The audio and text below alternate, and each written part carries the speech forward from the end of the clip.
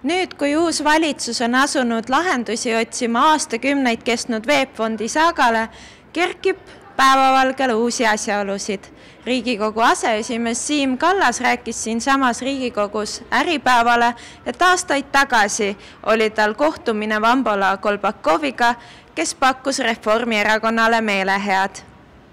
Kunagi, kui ma olin rahandusminister, siis tõepoolest oli niisugune jutuajamine Tartus hotelli Barclay vestibüülis, kus ta pakkus, et mulle kui rahandusminister, et ühesõnaga teeme samasuguse otsuse, nagu praegu plaanis on, ja poole saab siis tema ja poole saab erakond, mitte mina. Ei, miks ma pean selliseid pakkumisi tegema? Huvitavast teada. Eriti niisuguseid pakkumisi.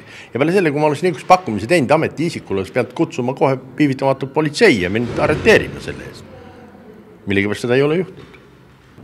Ta oli parasjagu Tartus, läksime sinna Barclay hotelli, ta istus seal, riided olid tal seljas, mina seisin tal vastas, küsisin, kas muutusi on, ta ütles, et ei ole, läheb veel aega ja sellega meie jutuajamisel lõppes. Kuidas te teadsite Kallase juurde minna sinna? Seda juhatas mulle see kolmas inimene, kes meid esialgu ka juba 11. veebruari kokku viis.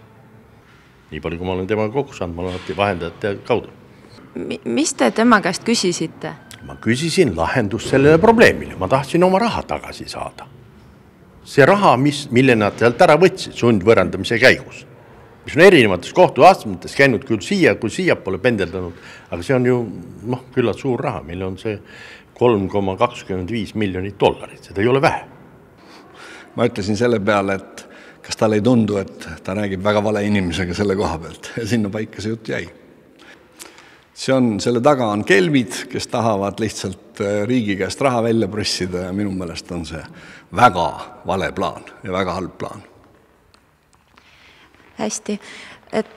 Arvate, et see on väga vale ja halb plaan üldse see kahju hüvitada nendele sertifikaadi omanikele?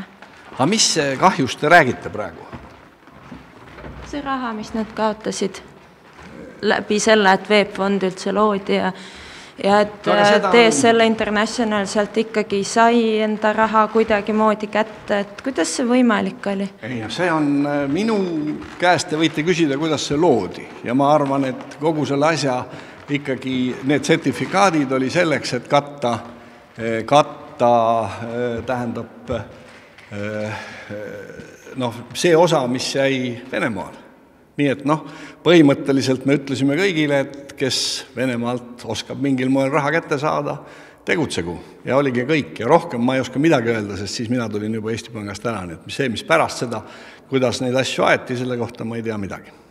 Ja mis te arvate, kas praegustele valitsuse liikmetele on siis pakutud meelehead seetõttu, et nad sellise... Küsige seda nende käest.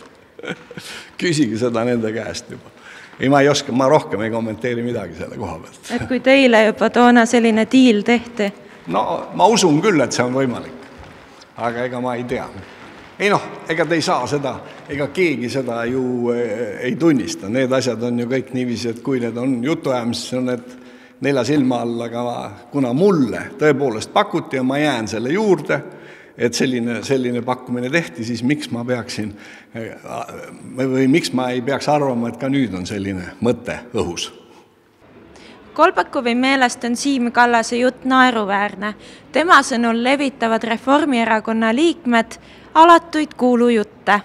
Ma ei tea üldse, mispärast osa inimesi Reformierakonnast kuuldes sõna VEB-fond muutuvad järsku, muidu päris mõistlikud inimesed muutuvad nagu trollisarnasteks, nagu Skandinaavia muinasjutus on. Seeni söönud trollideks, hakkavad ajama mingi täiesti segast juttu, nagu näiteks härra Ligi Riigikogu kõnetoolist rääkis, et meie koos einetasime koos Karilaiuga sööklas, Riigikogu sööklas ja ma olin talle selle altkäemaksu pakkunud, seda luges välja mu silmadest. Seda ta ütles Riigikogu kõnetoolist. Ma olen öelnud, et inimene, kes tookord raha pakkus, suhtles kõigi nähes siin samas Toompeal selle eelnõu esitajatega. Jaanus Karilaid konkreetselt oli see, kes siin... Ma saan aru, et te nägite nende kohtumist siin Riigikogu kohvikus. Jah. Milline see välja nägi siis? No ma ei pea seda kirjeldama. Siin ei olnud mitte midagi naturaalselt huvitavat nõupidamine, millel järgnes eelnõu esitamine.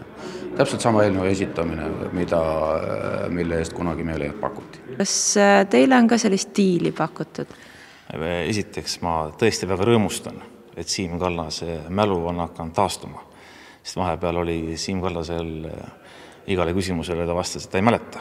Ja nüüd ta on asunud mäletama. Aga ma tuletan ka meelde, et karistusseadustik paragrahv 307 kuriteost mitte teatamine näeb ette isegi 3-aastast reaalset vanglakaristust. Nii et minu jaoks tekib küsimus, et miks tollel hetkel Siim Kallas vastavatele organitele ei teavitatud.